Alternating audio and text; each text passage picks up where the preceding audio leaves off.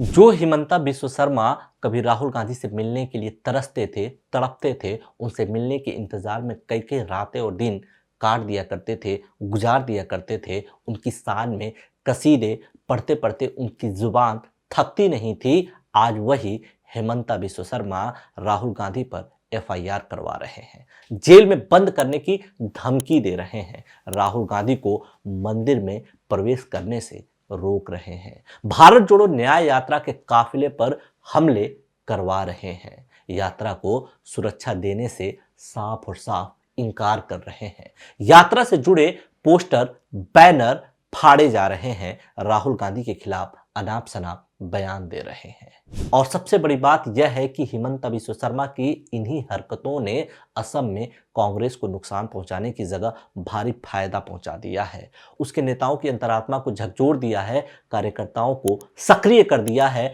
संगठन को फिर से जीवित कर दिया है। सच पूछिए तो हिमंता बिस्व शर्मा ने अनजाने में ही सही कहीं ना कहीं कांग्रेस को एक ऐसा संजीवनी दे दिया है जो आने वाले वक्त में उन्हीं के लिए नासूर बन जाएगी। 14 जनवरी 2024 को मणिपुर से शुरू हुई भारत जोड़ो न्याय यात्रा हिंसा प्रभावित राज्य होने के बावजूद शांतिपूर्ण तरीके से राज्य से निकल गई।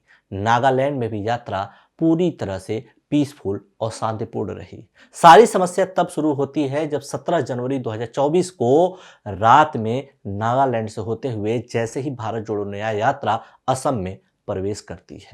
राज्य में यात्रा शुरू होते ही कभी भाजपा समर्थित लोग विरोध करने के लिए झंडे लेकर पहुंच जाते हैं, कभी राहुल गांधी के कारवान को भाजपाइयों का झुंड डराने की कोशिश करने लगता है, तो कभी राहुल गांधी पर एफआईआर कर दिया जाता है। असम में जिस तरह की प्रतिक्रिया वहां की सरकार कर रही है, जिस तरह की प्रतिक्रिया संगठन से जुड़े हुए लोग कर रहे हैं, उसको लेकर राहुल गांधी भी काफी आक्रामक हैं।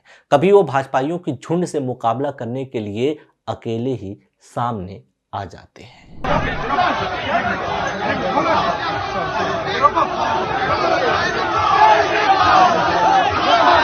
कभी हिमंता बिस्व शर्मा और भाजपा पर हमला करते हुए कहते हैं कि यहाँ पे आपके चीफ मिनिस्टर 24 घंटा नफरत फैलाते हैं, डर फैलाते हैं। सच्चाई तो यह है कि राहुल गांधी की भारत जोड़ो न्याय यात्रा को लेकर जिस तरह की व्याकुलता और जल्दबाजी असम के मुख्यमंत्री हिमंता बिस्व शर्मा जी ने दिखाई है, वो उन्हीं के लिए भारी पड़ गया है। राहुल गांधी पर एफआईआर, राहुल गांधी को मंदिर में प्रवेश न करने देना, भारत न्याय यात्रा पर पत्थरबाजी और हमला, राहुल गांधी को लेकर हिमंता बिस्व शर्मा के अनाप शनाप बयानों ने असम में कांग्रेस को फिर से जिंदा कर दिया है, कार्यकर्ताओं को सक्रिय कर दिया है, संगठन को फिर से एक नई जिंदगी दे दी है। असल में देखा जाए तो हिमंता बिस्व शर्मा हमेशा से ऐसा नहीं थे। एक दौर हुआ करता था जब वो पानी पी पी कर भाजपा को कोसते थे। नरेंद्र मोदी और अमित शाह जी के व्यक्तित्व में उनको 100 कमियां दिखाई देती थी। भाजपा भी उनको भ्रष्टाचारी नंबर 1 पुकारती थी और उन पर कई तरह के जांच चल रहे थे, एलिगेशन लगे हुए थे। कहानी में एकाएक निर्णायक मोड़ तब आता है जब वो 23 अगस्त 2015 को अमित शाह से मुलाकात करते हैं और बीजेपी का दामन थाम लेते हैं। बीजेपी का दामन थामते ही हिमंता भ्रष्टाचारी नंबर 1 से एकाएक साफ सुथरी छवि वाले बेदाग नेता बन जाते हैं। भाजपा में शामिल होने से पहले उनके शरीर पर जितने भी भ्रष्टाचार के दाग थे वो सब के सब भाजपा में शामिल होते ही एक एक कर मिटते चले जाते हैं। मोदी और अमित शाह जो कभी उन्हें फूटी आंख नहीं सुहाते थे, अब वो उनकी तारीफ में कसीदे गढ़ने लगे। जिस राहुल गांधी की तारीफ में हिमंता कभी लंबे चौड़े बयान दिया करते थे, अब उनके व्यक्तित्व में कमियां निकालने लगे। वो आरोप लगाने लगे कि राहुल गांधी कुत्तों को खिलाई जाने वाले बिस्किट उन्हें खाने की ऑफर की थी।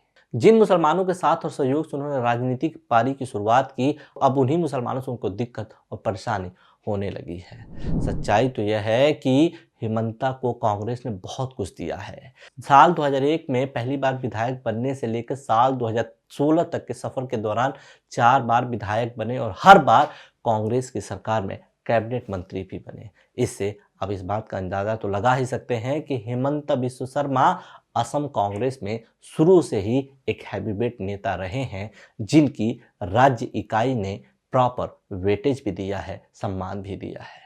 यह भी सच है कि उन्होंने कई चुनावों में कांग्रेस को जीतने में अहम रोल भी अदा किया है, लेकिन तेजी से आगे बढ़ने की उनकी सोच और अति महत्वाकांक्षा ने उनकी और कांग्रेस की राहें जुदा कर दी।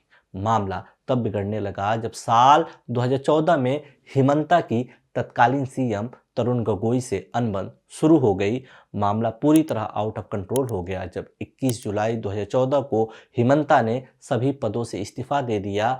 कुछ राजनीतिक विशेषज्ञ इसके पीछे असल कारण यह बताते हैं कि हिमंता अपने राजनीतिक गुरु तरुण गोगोई से इसलिए खफा थे, नाराज थे, क्योंकि वो अपने पुत्र गौरव गोगोई को आगे बढ़ाने लगे थे। कांग्रेस के साथ रहकर मुख्यमंत्री न बन पाने की कसक ने उनकी राहें कांग्रेस से जुदा कर दी। हिमंत बिस्व शर्मा ने 23 अगस्त 2015 को बीजेपी के तत्कालीन राष्ट्रीय अध्यक्ष अमित शाह के घर पर बीजेपी का दामन थाम लिया और पक्के भाजपाई हो गए। बीजेपी का दामन थामते ही हिमंत बिस्व शर्मा का एक अलग रूप देखने को मिलने लगा। राहुल गांधी से एक मुलाकात को तरसने वाले हिमंत बिस्व शर्मा को राहुल गांधी सबसे नाकारा नेता लगने लगे। नेहरू से लेकर इंदिरा और राजीव गांधी में उनको हजारों, लाखों और तमाम कमियां नजर आने लगी। इस समय भारत जोड़ो यात्रा और राहुल गांधी को लेकर वह जिस तरह की बचकानी हरकतें कर रहे हैं, वो कहीं ना कहीं उनके और उनकी पार्टी के लिए हितकारी नहीं है।